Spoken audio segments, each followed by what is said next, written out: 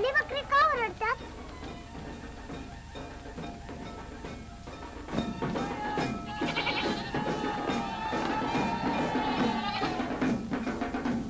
बाबा बाबा, आपली बी बकरी नेली. पुढे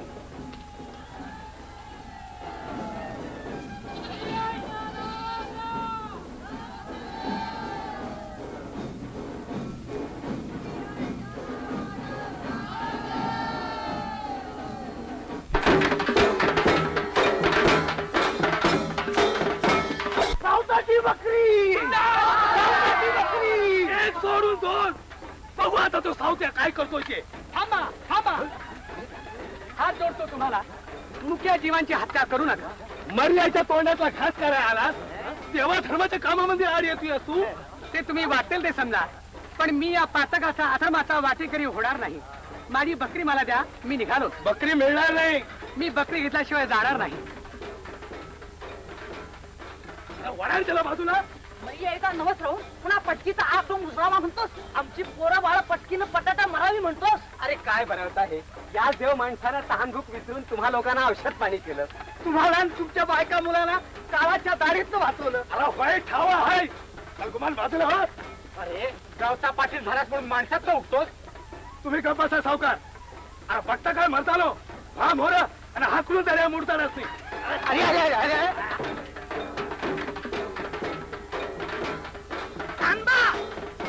यायचा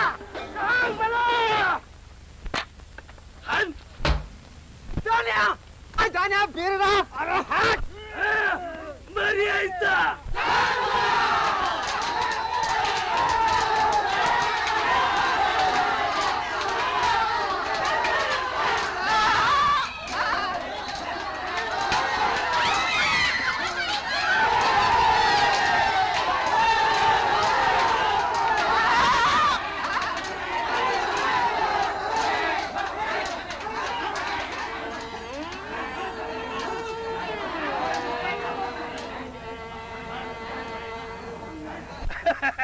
शाबास रे मरता.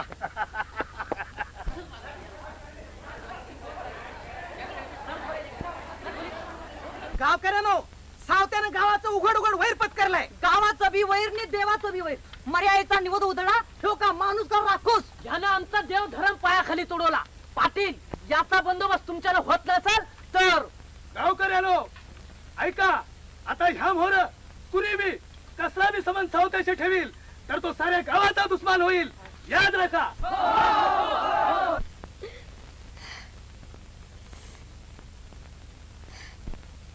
बाबा बाबा, आई.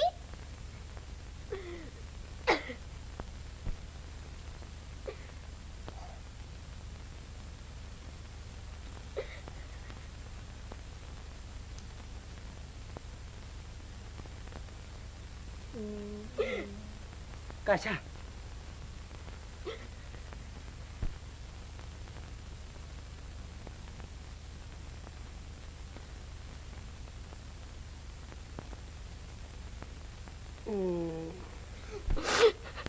गप राहा बरं. अगदी आता धास्ती नाही. घटके सिद्धीवर येतोय पा. आई. शिवबा काका, कसं झालं हे? अगं नशिबाचा भोग, दुसरं काय. पण आम्ही काय कोणाचं खातो या म्हणून इतका दादरला ह्यांच्यावर. तुम्ही लोकांचं काही खात नाही, लोकासारखे नाही, हाच तुमचा पहिला अपराध.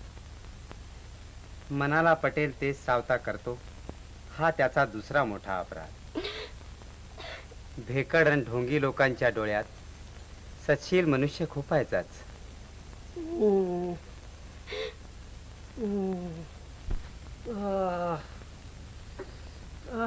घरी तरी नेलं असतं ह्यासनी. घरी नेऊन काय करशील एकली? आई आई बाबा, छे हो, तेवढ्यानं नाही येणार तो वठणीवर. त्याचं काळीच फाटेल असं काहीतरी केलं पाहिजे. होय ना?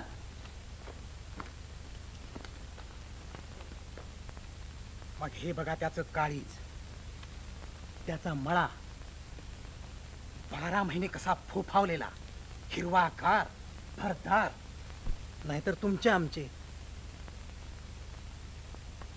खरंच सावत्याचा ह्यो समजा मुळात जर वैरा होय असंच करायला हवं तरच त्याचं डोळं पुरतं उघडत्या पण त्या नास्तिकाला जगात देव दिसायला लागेल.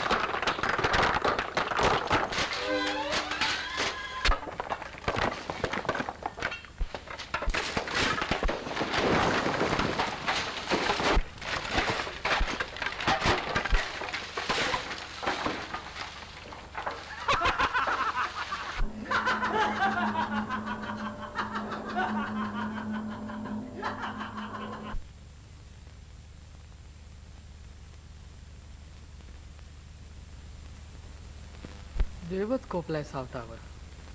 अरे म्हणताय काय बाबानो, मळा म्हणजे दुसरा त्यांचा प्राण आहे हो. काशिबा खरं काय? बघवत नाही डोळ्याने. सगळ्या शेतमळ्याची माती माती केली चांडाळाने. जनाबाई एवढंच नव्हे तर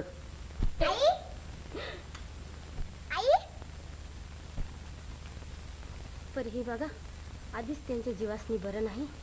तेव्हा तुम्ही जावा आता. हात जोडते तुम्हासनी. काशीबा तू बी बोलू नको हा बाबा इतक्यात मळा कापल्याचं. सांगायचं तरी कोणी हाय खातेल ते.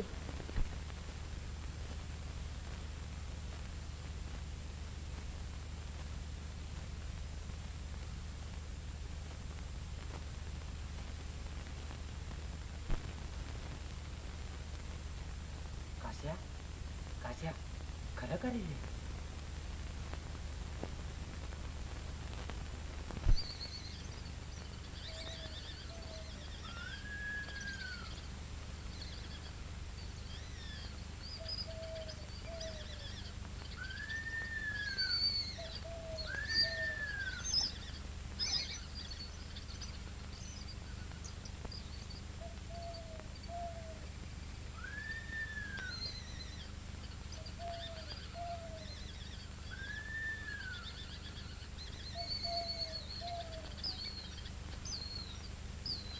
अहो थांबा थांबा, कुठं चाललाय सा? असं खुण्यासारखं काय विचारतेस? माझ्याकडे नको झाला. होय पर शोभा काका,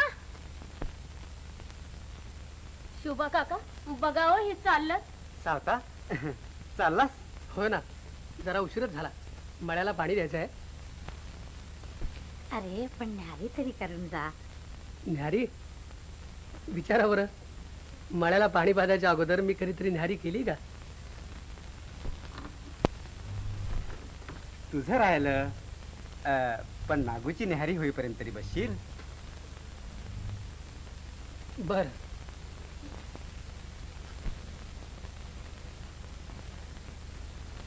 आटपा.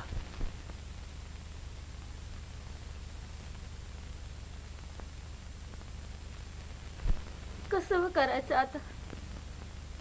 आभाळच कोसळली डोक्यावर. मळ्याची नासाडी झाली. हे सांगू तरी कसे त्यास? ऐक जनाई, असं करू नये. या तुम्ही, मी थोपून धरते त्याला.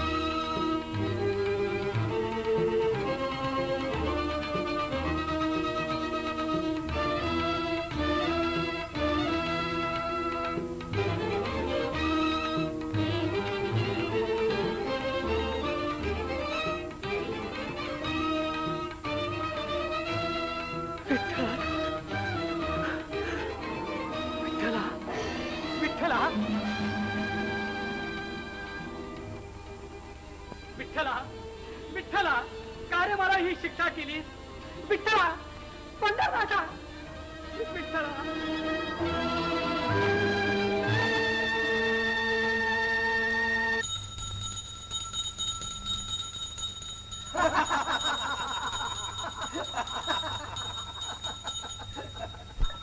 अहो मला पूजा तरी करू द्याल की नाही? घ्यायच्या अगोदरच भांग चढली वाढत.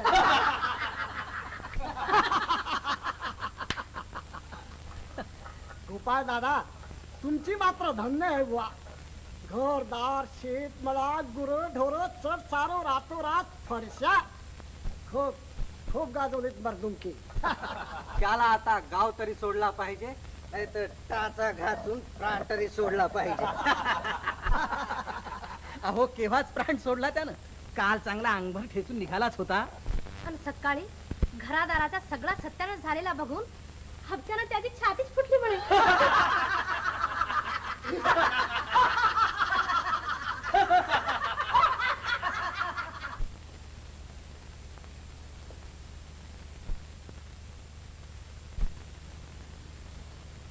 देवाचा कोप दुसरं काय?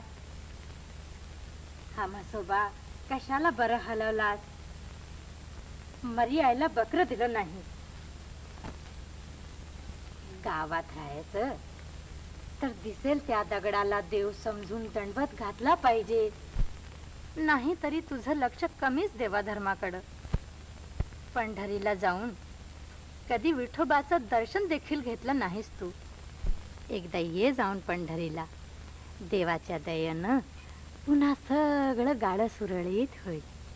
काळजी करून काय होतंय? उठ.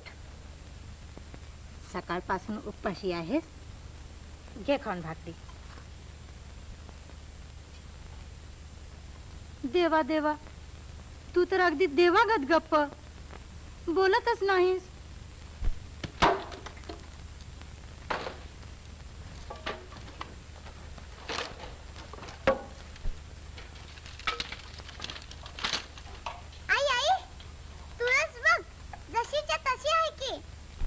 आता तुझ्या त्या तुळशीचं कौतुक. वृंदावन मोडले ग. समदा चिस्कूट झालाय, मग त्याच काय घेऊन बसली आस? चल घे खाऊन ही भाकरी. पण बाबा बोलतच नाही तो, बघत देखील नाही भाकरीकडं. तुम्ही एवढं कळकळीनं आणतायसा, पर सांगितलं ना ती कंदी बी दुसऱ्याकडचं काय खायचं नाही. पण आम्ही काय कुणी परके आहोत? नाही, पर त्यासनी समजाय हवं ना. म्हणजे सकाळपासून नागूही उपाशीच? नागू, तूही खाल्लं नाही? माझा बाबा तो तोंड कसं पार सुकून गेलंय, चिमणी वाणी झाले. चल घे खाऊन तुकडा.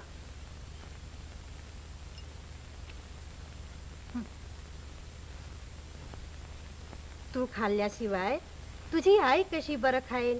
घे.